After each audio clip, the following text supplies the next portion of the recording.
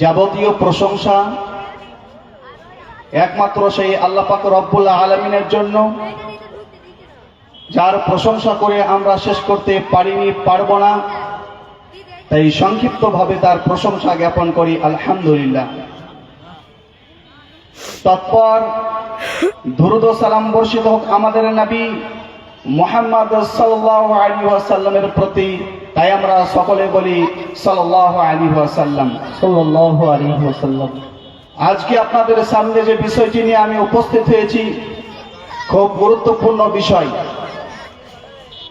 পিতামাতার সাথে সদাচরণ।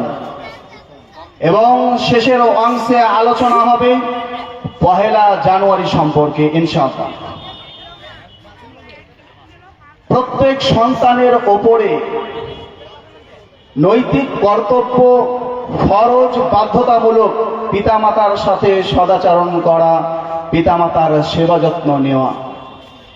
এই পরিপ্রেক্ষিতে মহান আল্লাহ তাআলা বলেছেন সূরা ইসরা সূরা নম্বর 17 আয়াত নম্বর 23-24, ওয়াকাযা রাব্বুকা আল্লা তা'বুদু ইল্লা ইয়্যাহ, তোমার প্রতিপালক আদেশ করেছেন একমাত্র তোমরা তারই ইবাদত করবে। ওয়াবিল ওয়ালিদাইনি ইহসানা, তোমরা তোমাদের পিতামাতার সাথে সদাচরণ করবে। ইম্মা ইয়াবলুগান্না ইনদাকাল কিবার আহাদুহুমা আও কিলাহুমা ফালা তাকুল লাহুমা উফ, তাদের দুজনের একজন বা উভয়জন বৃদ্ধ অবস্থায় উপনীত হলে তাদেরকে কথা ও কর্মের মাধ্যমে কষ্ট দেবে না। ওয়ালা তানহারহুমা, পিতামাতাকে ধমক দিয়ে কথা বলবে না।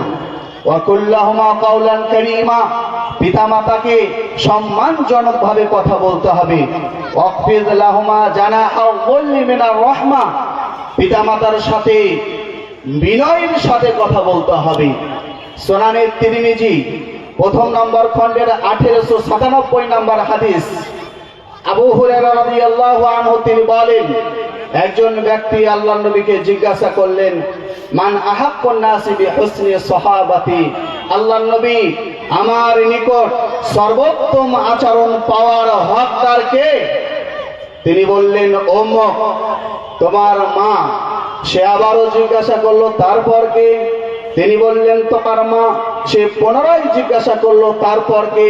তিনি বললেন, তোমার মা। সে আবারও জিজ্ঞাসা করলো, তারপর কে? তিনি বললেন, সুম্মা আবুক, তারপরে তোমার পিতা। অত্র হাদিস থেকে আমরা জানতে পারলাম পিতার চাইতে মায়ের সম্মান বেশি, কারণ মায়ের কষ্ট বেশি পিতার চেয়ে। দলিল সূরা লুকমান সূরা নম্বর 31 আয়াত নম্বর 14, হামালাতুহু উম্মুহু কুরহা, তার মা তাকে গর্ভে ধারণ করেছে কষ্ট করে। ওয়াদাআতুহু কুরহা, তাকে গর্ভপাত করেছে কষ্ট করে। ওয়া হামলুহু ওয়া ফিসালুহু 30 শাহরা, এবং তাকে 2 থেকে 2.5 বছর দুধ পান করিয়েছে। অত্র আয়াতে আল্লাহ তাআলা মায়ের কষ্ট সম্পর্কে বলেছেন, এক, যখন মেয়েদের পেটের বাচ্চার বয়স 2.5 থেকে 3 মাস হয়, তখন মেয়েদের কোনো কিছু খেতে ভালো লাগে না, বমি বমি ভাব লাগে। যখন পেটের বাচ্চার বয়স 7 থেকে 8 মাস হয়, তখন মা শুতে পারে না, মা ঘুমাতে পারে না, কষ্ট, ঘুমাতে গেলে কষ্ট, দাঁড়াতে গেলে কষ্ট, বসতে গেলে কষ্টর পর কষ্ট। 2, গর্ভপাত করা কত যে কষ্টের কাজ একমাত্র সেই সব মহিলারা জানে যারা বাচ্চা জন্ম দিয়েছে। 3, দুধ পান করানো কষ্টের কাজ। কেমন ভাবে? অনেক সময় দেখবেন বাচ্চা ছেলে দুধ পান করতে করতে কামড়ে দেয়, এটা কষ্ট নয়? মা বাচ্চাকে দুধ পান করাচ্ছে, এই শীতকালে কোলে পেশাব করে দেয়, এটা কষ্ট নয়? মা বাচ্চাকে কোলে নিয়ে বুকে নিয়ে রাত্রে ঘুমায়, রাত 12টা-1টার সময় কান্না করে, পেশাব করে দেয়, তবুও মা সন্তানকে বুকে নিয়ে আগলে রাখে। এই জন্যে আল্লাহ তাআলা মায়ের সম্মান বেশি দিলেন। সুনানে তিরমিজি প্রথম নম্বর খণ্ডের 1898 নম্বর হাদিস। আব্দুল্লাহ বিন আমর রাদিয়াল্লাহু আনহু তিনি বলেন, রাসূলুল্লাহ সাল্লাল্লাহু আলাইহি ওয়াসাল্লামকে একজন ব্যক্তি জিজ্ঞাসা করলো, আইয়ুল আমালি আহাব্বু ইলাল্লাহ, সর্বোত্তম আমল আল্লাহর নিকটে কোনটি? তিনি বললেন, as-salatu ala waqtiha, সময় মতো সালাত কায়েম করা। সে আবারও জিজ্ঞাসা করলো, তারপর কি? তিনি বললেন, থুম্মা বিররুল ওয়ালিদাইন, তারপর পিতামাতার খেদমত করা, পিতামাতার সাথে সদাচরণ করা। সহিহ বুখারী প্রথম নম্বর খণ্ডের 3004 নম্বর হাদিস।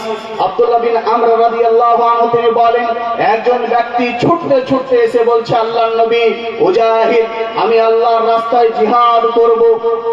তিনি বললেন, আলাকা আবাওয়ান, তোমার কি পিতামাতা রয়েছে? সে ব্যক্তি বলল, ক্বালা নাম, হ্যাঁ আল্লাহর নবী, আমার পিতামাতা রয়েছে। আল্লাহর নবী কি বললেন? ফাফিহিমা ফাজাহিদ, তোমার পিতামাতার খেদমত করো। অত্র হাদিস থেকে প্রমাণ হয় জিহাদের চাইতে গুরুত্বপূর্ণ বিষয় হচ্ছে পিতামাতার খেদমত করা। সহিহ মুসলিম প্রথম নম্বর খণ্ডে 6404 নম্বর হাদিস।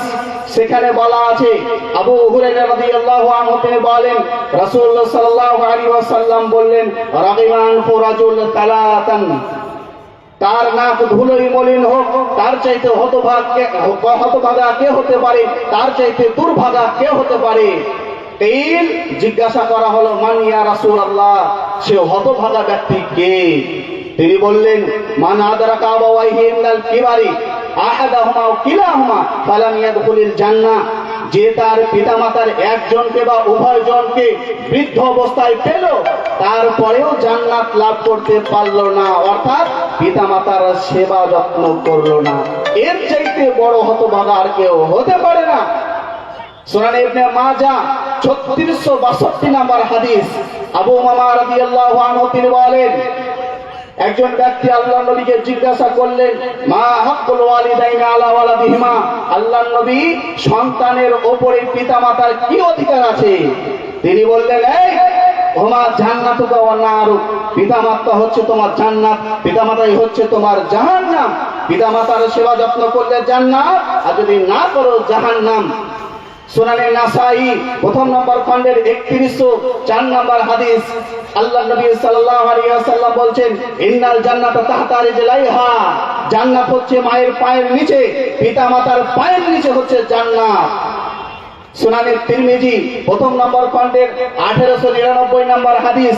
আব্দুল্লাহ বিন আমর রাদিয়াল্লাহু আনহু তিনি বলেন, রাসূল সাল্লাল্লাহু আলাইহি ওয়াসাল্লাম তিনি বলেছেন, আল ওয়ালিদু আওসাতু আবওয়াবিল জান্নাহ, পিতামাতা হচ্ছেন জান্নাতের সর্বোত্তম দরজা। আবু দারদা থেকেও একই হাদিস বর্ণিত রয়েছে। সুনানে তিরমিজির প্রথম নম্বর খণ্ডের 1900 নম্বর হাদিসে বলা আছে, রেজার রব্বি ফি রেজাল ওয়ালিদি, মা বাপের খুশিতে আল্লাহ তাআলা খুশি হন। ওয়া সাখাতুর রব্বি ফি সাখাতিল ওয়ালিদি, পিতামাতা নারাজ হলে আল্লাহ তাআলা নারাজ হন। ওই জন্য আল্লাহর নবী বললেন মুআজকে, মুসনাদে আহমদ 8 নম্বর খণ্ডের 21570 নম্বর হাদিস, মুআজ ওয়ালা তাউক্কানা ওয়ালিদাইকা ওয়া ইন আমারাকা আন তাখরুজা মিন আহলিকা ওয়া মালিক, তোমার পিতামাতা যদি সম্পত্তি না দেয়, তোমার পিতামাতা যদি তোমার ধন সম্পদ না দেয়, তোমাকে যদি তেজপুত্র করে, তবুও তুমি তোমার পিতামাতার অবাধ্যচারণ করবে না। কারণ সহিহ বুখারী এবং তিরমিজির হাদিস, তিরমিজি শরীফের প্রথম নম্বর খণ্ডের 3001 নম্বর হাদিস। আবু বকর রাদিয়াল্লাহু আনহু তিনি বলেন, আল্লাহর নবী সাল্লাল্লাহু আলাইহি ওয়াসাল্লাম আমাদেরকে বললেন, আলা উখবিরুকুম বিআকবারিল কাবায়ের, আমি কি তোমাদেরকে বলে দেব না পৃথিবীর সবচেয়ে বড় বড় পাপ কোনগুলি?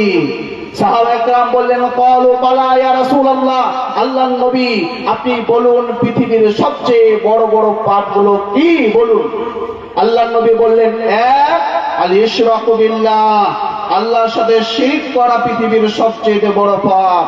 দুই হুকুকুল ওয়ালিদাইন, পিতামাতার অবাধ্যচারণ হওয়া পৃথিবীর দ্বিতীয়তম মহাপাপ। শাহাদাতুজ জুর, মিথ্যা সাক্ষী দেওয়া, আও কাউলুজ জুর, মিথ্যা কথা বলা পৃথিবীর দ্বিতীয়তম মহাপাপের মধ্যে গণ্য। চার আল ইয়ামিনুল গামুস, মিথ্যা শপথ করা। এগুলো হচ্ছে পৃথিবীতে সবচেয়ে বড় বড় পাপ। অনেক রয়েছে, তার মধ্যে 4টি আমি বললাম। সুনানে নাসাই প্রথম নম্বর খণ্ডের 5688 নম্বর হাদিসে আল্লাহ নবী বলছেন, পিতা মাতার অবাধ্যচরণ করলে সে সন্তান জান্নাতে যাবে না। লা ইয়াদখুলুল জান্নাহ, ওই ব্যক্তিরা জান্নাতে যাবে না। কে? মান্নান। এক, যে ব্যক্তি উপকার করে খোঁটা দেয়, ওই ব্যক্তি জান্নাতে যাবে না। দুই, আকুন, পিতা মাতার অবাধ্য সন্তান জান্নাতে যাবে না। আজীবন হজ করুক, আজীবন নামাজ পড়ুক, আজীবন তাহাজ্জুদ পড়ুক, তবু ওর নামাজ তাহাজ্জুদ কোনো কাজে আসবে না। তিন, ওয়ালা কাম্মার, জুয়াখোর ব্যক্তি জান্নাতে যাবে না। চার, ওয়ালা মুদমিনু খামর, মদ পানকারী ব্যক্তি জান্নাতে যাবে না। মিশকাতুল মাসাবিহ দ্বিতীয় নম্বর খণ্ডের 317 নম্বর পৃষ্ঠাতে বলা রয়েছে, সালাসাতুন কাদ হারামাল্লাহু আলাইহিল জান্নাহ, 3 শ্রেণীর মানুষের জন্য জান্নাত হারাম। এক, মুদমিনু খামরিন, নিয়মিতভাবে যারা মদ পান করে। দুই, আকুন, যারা পিতামাতার অবাধ্য সন্তান, তারা কোনোদিন জান্নাতে যাবে না, এদের জন্য জান্নাত হারাম। তিন, আর দায়ুস, দায়ুস ব্যক্তি জান্নাতে যাবে না, ওর জন্য জান্নাতই হারাম। দায়ুসকে আল্লাযী ইউকিরু ফি আহলিহিল খাবাস, যে দেখছে আমার কন্যা অন্যায় কাজ করছে, ঘন্টার পর ঘন্টা প্রেমপ্রীতি করছে, দেখার পরেও পিতা কিছু বলে না, এই হলো দায়ুস, এই হলো কাপুরুষ, এই হলো কাপুরুষ। ভাই দেখছে আমার বোন চ্যাটিং করছে, অবৈধ সম্পর্কে জড়িত, দেখার পরে কিছু বলে না, এই ভাই হলো কাপুরুষ, এই ভাই হলো দায়ুস। দেখছে আমার স্ত্রী বাড়ির বাইরে ঝাড়ু দিতে গেলে তার পেটে কাপড় থাকে না, ওই স্বামী স্ত্রীকে কোনো কিছু বলতে পারে না, ওই কাপুরুষ, এই হলো দায়ুস, এই যে জান্নাতে যাবে না, এর জন্য জান্নাত হারাম। আল্লাহ নবী সাল্লাল্লাহু আলাইহি ওয়াসাল্লাম তিনি কি বললেন? পিতামাতার অবাধ্য সন্তান জান্নাতে যাবে না। সুনানে তিরমিজি, সংসারে অশান্তি কখন আসে, আল্লাহর পক্ষ থেকে গজব কখন আসে? সুনানে তিরমিজির প্রথম নম্বর খণ্ডের 2210, 11, 13 এবং মিশকাতুল মাসাবিহ দ্বিতীয় খণ্ডের 5450 নম্বর হাদিস, সাহিহুল জামি 5 নম্বর খণ্ডের 285 নম্বর পৃষ্ঠা আরো বলা রয়েছে, আত-তারগিব ওয়াত-তারহিব 1774 নম্বর হাদিসে কি বলা আছে? আল্লাহর পক্ষ থেকে গজব কখন আসবে? এদা আতার রাজুলু যাওজাতাহু ওয়া কাওমাহু, যখন পুরুষরা স্ত্রীর আনুগত্য করবে, মায়ের কথাকে কোনো মান্যতা দেবে না, আল্লাহর পক্ষ থেকে গজব আসবে। ওয়া বাররা সাদিকাহু ওয়া জাফা আবাহু, বন্ধুদের সাথে সৎ ব্যবহার আর বাপের সাথে দুর্ব্যবহার। ওয়ারদাফাতিল আসওয়াত ফিল মাসাজিদ, মসজিদে যখন গল্প গুজব হবে, দুনিয়াবি কথা হবে, বেচা কিনা হবে, রাজনীতি চলবে এই মসজিদে, আল্লাহর পক্ষ থেকে গজব আসবে। ওয়াসাদাল কাবিলাতা ফাসিকুহুম, বংশকে চালাবে ফাসিক ব্যক্তি। ওয়াকানা যাইমুল কওমি আরদালাহুম, আর নেতৃত্ব দেবে কারা জানেন? ইতর শ্রেণীর মানুষ, দুশ্চরিত্র মানুষ, লম্পট, এরা দেবে সমাজকে নেতৃত্ব। ওয়াজাহারাতুল কায়নাত ওয়াল মাযিব, মানুষ অহরহ গান বাজনা শুনবে। ওয়াশুরিবাতিল খুমুর, এভেলেবেল মদ পান করবে, তখন আল্লাহর পক্ষ থেকে গজব আসবে। পিতামাতার অবাধ্যচারণ করলে, মাকে অপমান করলে আল্লাহর পক্ষ থেকে গজব আসবে, তো কোনো সন্দেহ নাই। আল্লাহ তাআলা বলেছেন পিতামাতার জন্য দোয়া করতে হবে, পিতামাতার কাছ থেকে বদদোয়া থেকে বেঁচে থাকতে হবে। সূরা লুকমান সূরা নম্বর 31 আয়াত নম্বর 14 তে কথা বলা আছে। তুহফাতুল আহওয়াজি 7 নম্বর খণ্ডের 17 নম্বর পৃষ্ঠাতে কথা বলা আছে। তিরমিজি শরীফের সারা ব্যাখ্যা গ্রন্থ তুহফাতুল আহওয়াজি। পিতামাতার বদদোয়া থেকে বেঁচে থাকতে হবে। দেখুন, পিতামাতা যদি একবার আপনার জন্য বদদোয়া করে দেয়, একেবারে আপনার জীবন শেষ। এই সম্পর্কে কয়েকটি ঘটনা শোনাবো। আগেকার মানুষ পিতামাতাকে কত সম্মান করত, জানলে অবাক হবেন। সহিহ বুখারীর হাদিস, প্রথম নম্বর খণ্ডের 2333 নম্বর হাদিস। একজন ব্যক্তি ছাগল চড়াতো, ফিরে এসে পিতা মাতাকে ছাগলের দুধ দহন করে পান করাতো, তারপর ছেলে মেয়ে স্ত্রী ও নিজে পান করত। হঠাৎ একদিন আসতে সন্ধ্যা হয়ে যায়। দুধ দহন করার পর দেখছে ফাওয়াজাতুহুমা নামা, পিতা মাতা ঘুমিয়ে গিয়েছে। দাঁড়িয়ে রইল দুধের বাটি নিয়ে, আর এদিকে ছোট ছোট বাচ্চারা একটা জাগাও নাইন্দা কাদামাই গিয়ে হামাগুড়ি দিয়ে কান্না করছে, আব্বা একটু দাও, আব্বা একটু দাও, খাবো। এক পর্যায়ে ছোট ছোট সন্তানেরা ঘুমিয়ে গেল। সারা রাত ওই দুধের বাটি নিয়ে দাঁড়িয়ে রইল। সেই বুখারীর হাদিস, এটা বানোয়াটি গাঁজাখড়ি কোনো গল্প নয়। সারা রাত দাঁড়িয়ে রইল দুধের বাটি নিয়ে। সকালবেলায় দেখছে পিতা মাতা, আমার সন্তান দুধের বাটি নিয়ে দাঁড়িয়ে আছে, ব্যাপার কি? পুরো ঘটনা শোনালো সন্তান, নিজের পিতা মাতাকে দুধ পান করালো, তারপর ছেলে মেয়ে স্ত্রী ও নিজে দুধ পান করলো। এই ছিল আগেকার মানুষের পিতা মাতার প্রতি শ্রদ্ধা, ভালোবাসা।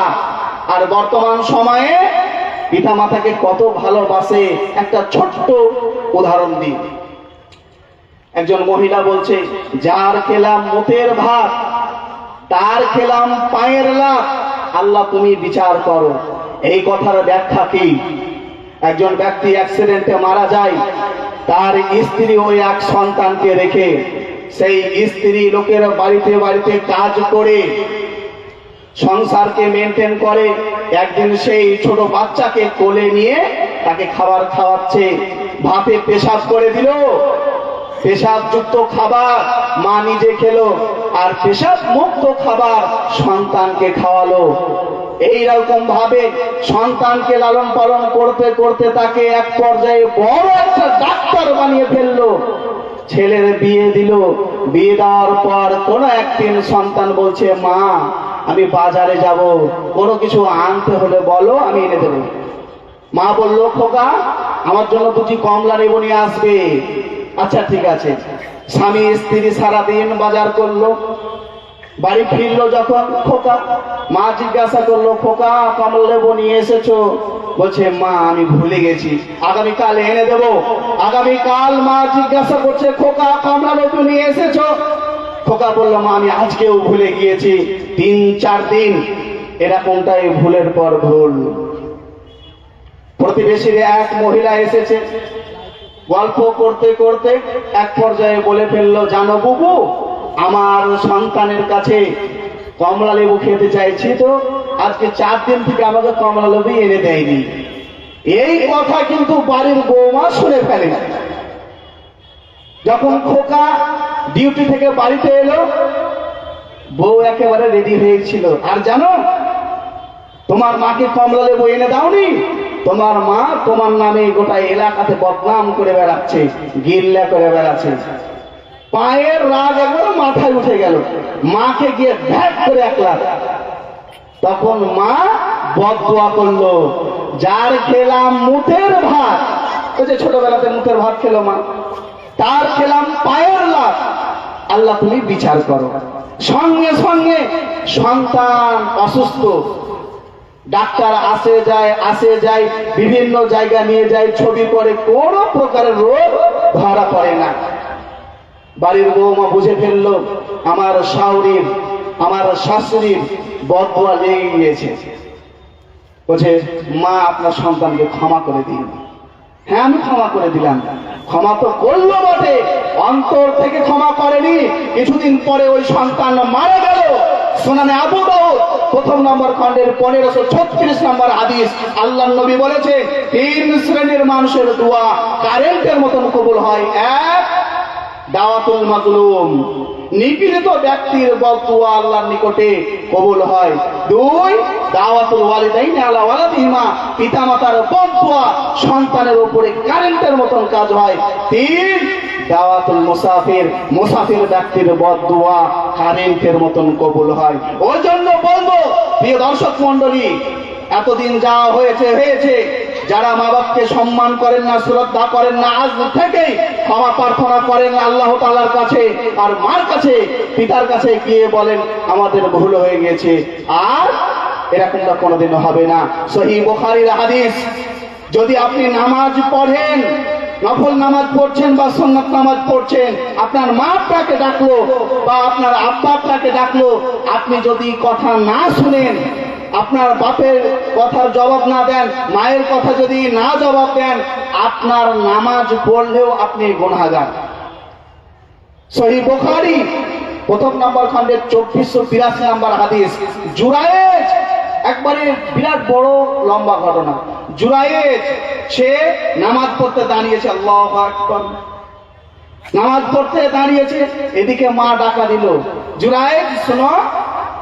তখন জুরায়েজ বলছে বাবা ইউজিবাহা, তো জুরায়েজ জবাব দিল না। সে মনে মনে ভাবছে উসল্লি আও উজিবাহা, জবাব দিব মার কথা না আমি নামাজ পড়বো। তো নামাজ পড়তে লাগলো, মা বদদুয়া করলো, কারেন্টের মতন বদদুয়া কবুল হলো। ওই জন্য আমি বলবো পিতামাতার বদদুয়া থেকে বাঁচুন। আলকামার ঘটনা মুসনাদে আহমদ শরীফে রয়েছে, সনদগতভাবে হাদিসটির মান দুর্বল। আলকামা বিরাট বড় একজন সাহাবী, জীবনে কোনোদিন তার নামাজ ছুটেনি, জীবনে কোনোদিন তার জামাত ছুটেনি, জীবনে কোনোদিন নফল সিয়াম ছাড়েননি, জীবনে কোনোদিন তারাবি তাহাজ্জুদ ছাড়েননি। মানুষের সাথে ব্যবহার আচরণ খুবই ভালো। মৃত্যুকালে তার মুখ দিয়ে কালিমা বের হচ্ছে না। আল্লাহ নবী বললেন বেলালকে, বেলাল যাও তাকে কালেমা উচ্চারণ করে দাও। বলছে আল্লাহ নবী লাম ইয়াস্তাতি, সে পারছে না কালেমা উচ্চারণ করতে। আল্লাহ নবী বললেন বেলাল আলকামার মাকে ডাকো। আলকামার মাকে ডাকা হলো, বলা হলো ফামা হালুকি মাহু, তুমি কেমন মনে করো আলকামাকে? তখন আলকামার মা বলল আলকামা খুব পরহেজগার ছেলে, নামাজ কায়েম করে, জামাত ছোটে না, নফল সিয়াম রাখে, তাহাজ্জুদ পড়ে, মানুষের সাথে ব্যবহার আচরণ ভালো। বলছে এটা তো আমরা জানি, তোমার সাথে কেমন আচরণ করেছে? বলছে আমাকে জীবনে কোনোদিন কষ্ট দেয়নি, তার একটি কথাতে আমি একদিন কষ্ট পেয়েছি। আল্লাহ নবী বলেন মাফ করে দাও, এই জন্য তার মুখ দিয়ে কালেমা উচ্চারণ হচ্ছে না। বলছে দোহাই আল্লাহ নবী আমি এটি পারবো না। বেলালকে আল্লাহ নবী বলেন বেলাল লোকই হয়ে জড়ো করো। আলকামার মা জিজ্ঞাসা করলো কেন? জ্যান্ত জ্বালিয়ে দেবো আলকামাকে। তখন হাজার হোক মা, আলকামার মা বলছে দোহাই লাগে হুজুর, আমি আমার সন্তানকে অন্তর থেকে ক্ষমা করে দিলাম, অন্তর থেকে ক্ষমা করে দিলাম, তাকে দয়া করে জ্যান্ত আগুন দিয়ে পোড়াবেন না। সঙ্গে সঙ্গে আল্লাহ নবী বেলালকে বললেন ইনতালিক ইলা আলকামা, আলকামার কাছে যাও। দেখছে আলকামার মুখ দিয়ে বের হচ্ছে ইয়ান্তিকু লা ইলাহা ইল্লাল্লাহ, কালেমা আলকামার মুখ থেকে বের হচ্ছে। সুবহানাল্লাহ। দেখেন মায়ের বাপের বদদুয়া থেকে দূরে থাকবেন, তাদের কাছ থেকে দোয়া নেবেন। কিয়ামতের দিন অনেক পাপী পিতা মাতাকে আল্লাহ তাআলা ক্ষমা করে দিবেন। আল্লাহ তাআলা বলেছেন যে তোমরা তোমাদের পিতা মাতার জন্য দোয়া করো। সূরা লোকমান 31 নম্বর সূরা আয়াত নাম্বার 14, সূরা ইসরা সূরা নম্বর 17 আয়াত নম্বর 23-24। কুর রব্বির হামমা কামা রাব্বায়ানি সাগীরা, বলো আল্লাহ তুমি আমার পিতামাতার প্রতি রহম করো, যেমন ভাবে তারা বাল্যকালে আমার প্রতি রহম করেছিল, আমাকে শৈশবকালে তারা মানুষ করেছিল, লালন পালন করেছিল। আল্লাহ দোয়া শিখিয়ে দিলেন। এছাড়া সূরা লোকমানের 14 নম্বর আয়াতে আল্লাহ তাআলা বলেছেন আনিশকুরলি ওয়ালি ওয়ালিদাইকা ইলাইয়াল মাসীর, আমার শুকরিয়া আদায় করো এবং তোমার পিতা মাতার শুকরিয়া আদায় করো। আমার শুকরিয়া বলতে তুহফাতুল আহওয়াজি 7 নম্বর খণ্ডের 17 নম্বর পৃষ্ঠা, মান সাল্লাল্লাহু সালাওয়াত, যে ব্যক্তি 5 ওয়াক্তের নামাজ পড়বে ফাকাদ শাকার আল্লাহ, সে ব্যক্তি আল্লাহ তাআলার শুকরিয়া আদায় করলো। ওয়া মান দাআ লিওয়ালিদাইহি আতাবাহুমা ফাকাদ শাকার আল্লাহুমা, আর যে ব্যক্তি পিতামাতার জন্য দোয়া করলো সে ব্যক্তি পিতামাতার শুকরিয়া আদায় করলো। অনেক পাপী পিতামাতাকে আল্লাহ তাআলা কিয়ামতের দিন ক্ষমা করে দেবেন এবং তাদেরকে নূরের পোশাক পরাবে। সেই পাপী পিতা মাতা জিজ্ঞাসা করবে আল্লাহ ফাবিমা কুসিনা হাদা, আমরা এত পাপ করেছিলাম, জান্নাতের তো আশা দূরের কথা, আমরা তো মনে করেছিলাম আমরা জাহান্নামে চলে যাব। আল্লাহ, আমরা কোন নেকির বিনিময়ে কি এমন ভালো কাজ করেছি যার বিনিময়ে আজকে আমরা জান্নাতি? তখন বলা হবে, সুনান ইবনে মাজাহ 3660 নম্বর হাদিস, সহিহুল জামি 1434 নম্বর হাদিস, বি আকদি ওয়ালিদিকুমুল কোরআন, তোমার সন্তানকে ইসলামিক শিক্ষায় শিক্ষিত করেছিলে, তোমার সন্তানেরা আমার কাছে দোয়া করতো বিইস্তিগফারে ওয়ালিদিকুম, আর আমি গফুর রহিম। তোমার সন্তানেরা কান্না করে আমার কাছে দোয়া করতো, আমি এই কারণে তোমাদেরকে ক্ষমা করে দিয়েছি। এই জন্য পবিত্র কোরআনে পিতামাতার জন্য 5খানা দোয়া রয়েছে।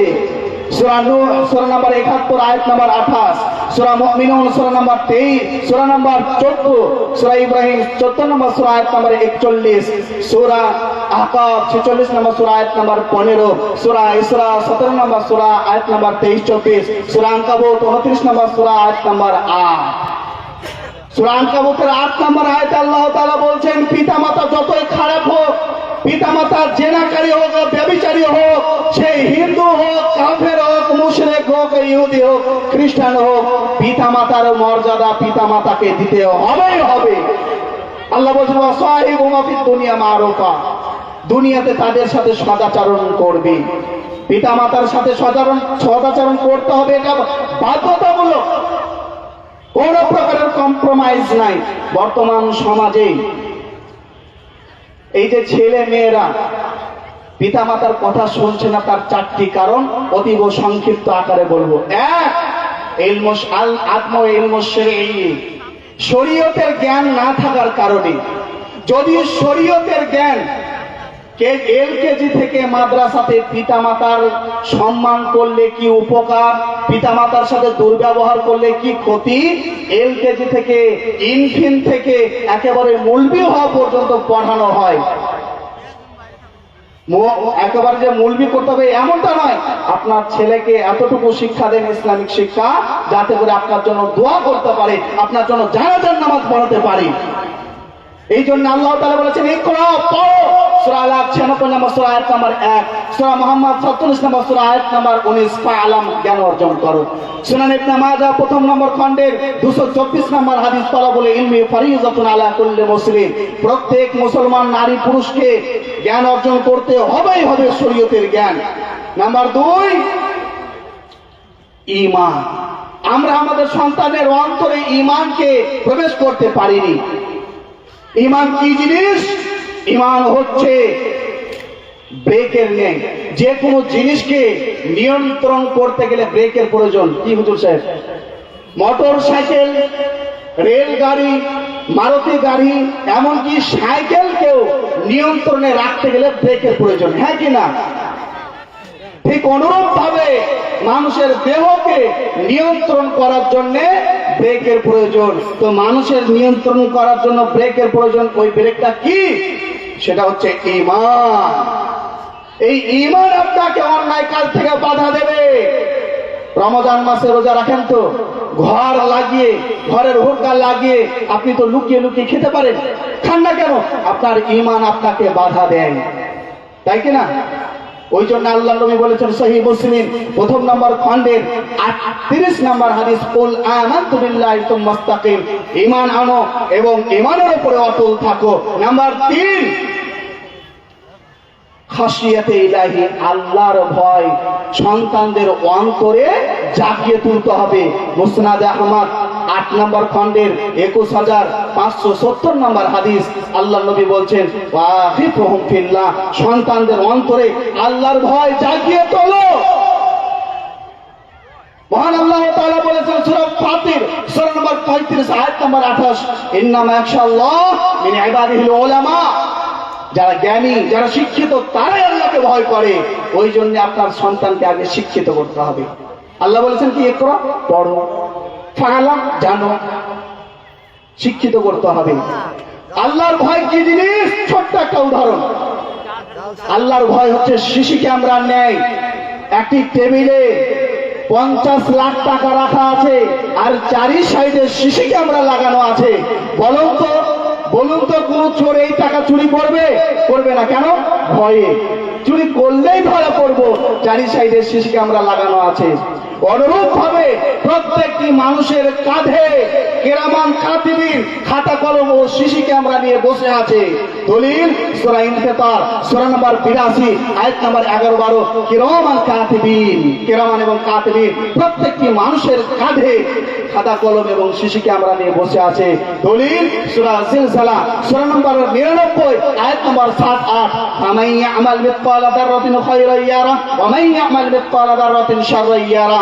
যে ব্যক্তি এক অনুপরিমাণ নেকি করবে, কিয়ামতের দিন ভিডিও ফুটেজে দেখানো হবে। যে এক অনুপরিমাণ গুনাহ করবে, কিয়ামতের দিন ভিডিও ফুটেজে দেখানো হবে। কখন? যখন গুনাহগার ব্যক্তি অস্বীকার করবে আমি এই গুনাহ করিনি। সূরা ইয়াসিন সূরা নম্বর 36 আয়াত নম্বর 65। আল ইয়াউমা নাখতিমু আলা আফওয়াহিহিম, তাদের মুখে আমি মোহর লাগিয়ে দেব এবং ভিডিও ফুটেজে আল্লাহ তাআলা দেখাবেন। নাম্বার 4, এটা সর্বশেষ। নাম্বার 4, সালাত। সন্তানদেরকে নামাজি বানাতে হবে।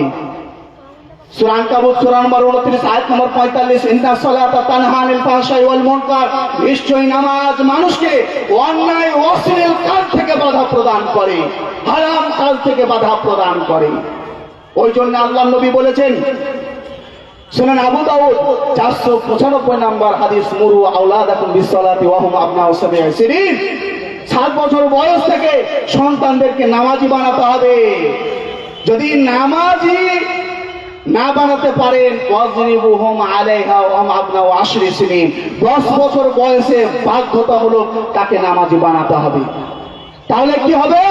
পিতামাতার সম্মান করবে। অনেক নামাজি আছে পিতামাতার সম্মান করে না। তাহলে ভাবতে হবে তার নামাজে কোথায় লিক আছে। আল্লাহ পবিত্র কোরআনে বলেছেন, সূরা আনফাল সূরা নম্বর 8 আয়াত নম্বর 1-2। আল্লাহ তাআলার আয়াত যখন তারা শুনে তাদের ঈমান বৃদ্ধি পায়, তাদের অন্তর প্রকম্পিত হয়। সূরা মুমিনুন সূরা নম্বর 23 আয়াত নম্বর 2 আল্লাহ তাআলা বলেছেন, আল্লাযীনা হুম ফি সালাতিহিম খাশিউন, যারা ঈমানদার নামাজ কায়েম করে তারা বিনয়ের সাথে নামাজ কায়েম করে। বিনয় মানে একাগ্রতার সাথে। আচ্ছা বলুন তো, নামাজে আমাদের বিনয় আছে তো? না নামাজে মনে পড়ে নামাজটা পড়ার পর একটু ভৈনিরাতে যাব, নামাজটা পড়ার পর একটু বাজারে যাব, নামাজটা পড়ার পর খাওয়া দাওয়া করে একটু ঘুমাবো, নামাজটা পড়ার পর একটু হিসাব কিতাব করবো, কত লাভ হলো কত লোকসান হলো, আজকে নামাজটা পড়ার পর আজ কত টাকা লাভ হলো কত টাকা লোকসান হলো, এরকম নাকি? তাইলে তো নামাজের লিক আছে। যারা মুমিন ব্যক্তি তাদের নামাজে খুশু থাকবে। খুশু কেন আসে না? আজি সাহাবায়ে কেরাম কোরআন তেলাওয়াত শুনলে কান্না আসে, তাদের বুক ফেটে যায়। সূরা মাইদা সূরা নম্বর 5 আর আয়াত নম্বর 82। ওয়া তারা আয়ুনাহুম তাফিদু মিনাত দামি মিম্মা আরাফু মিনাল হক। হে নবী, আপনি দেখুন সাহাবায়ে কেরামদের চোখ দিয়ে ঝরঝর করে পানি বের হচ্ছে। কেন? তারা কোরআন বুঝে। বুঝা গেল না? কোরআন বুঝে। এই জন্য আমরা কোরআন বুঝি না, আল্লাহর কাছে আমরা প্রার্থনা করি। আল্লাহ বলেছেন সূরা বাকারা সূরা নম্বর 2 আয়াত নম্বর 53, 2 নম্বর সূরা আয়াত নম্বর 151, ওয়াস্তাঈনু বিস-সাবরি ওয়াস-সালাহ 43 নম্বর আয়াত আল্লাহ বলেন তোমরা ধৈর্য সহকারে নামাজের মাধ্যমে আল্লাহর কাছে প্রার্থনা করো। আর সালাতুল লুগাতান, নামাজ মানে কি? সালাত মানে কি? আর দোয়া। আচ্ছা বলেন তো, নামাজ আমরা যে পড়ে এলাম, আপনাকে যদি জিজ্ঞাসা করা হয়, মুরব্বী সাহেব আপনি যে নামাজ পড়ে এলেন মানে দোয়া করে এলেন, কি দোয়া করে এলেন? বাস ইনাফ, এতটুকুই যথেষ্ট। বলে বাবারে পড়তে হয়, পড়েছি। নামাজ যে আপনি পড়ে এলেন, কি দোয়া করে এলেন? আজি যে দোয়া করবে সে তো নিজে জানবে যে হ্যাঁ আমি আল্লাহর কাছে এই জিনিসটা চাইলাম। যে দোয়া করছে সে নিজেই জানে না আমি কি চাইলাম আল্লাহর কাছে, আল্লাহ কি দিবে তাকে। আমি বলবো না আপনি নামাজ পড়ছেন, যেই সূরা দোয়াগুলো পাঠ করছেন এর অর্থ জানেন না বলে আপনার নামাজ হবে না, এই কথা আমি বলবো না। তবে আমি এ কথা অবশ্যই বলবো যে তরকারি যতই সুন্দর রান্না করেন, যতই মশলাপাতি দেন, যদি নুন না দেন ওই তরকারির কোনো স্বাদ পাবেন না। অনুরূপ ভাবে আপনি যতই সাজদা ঢোকেন, যতই নামাজ পড়েন, নামাজ তো ঠিক, কিন্তু নামাজের স্বাদ আমরা পাবো না, আপনারা পাবেন না।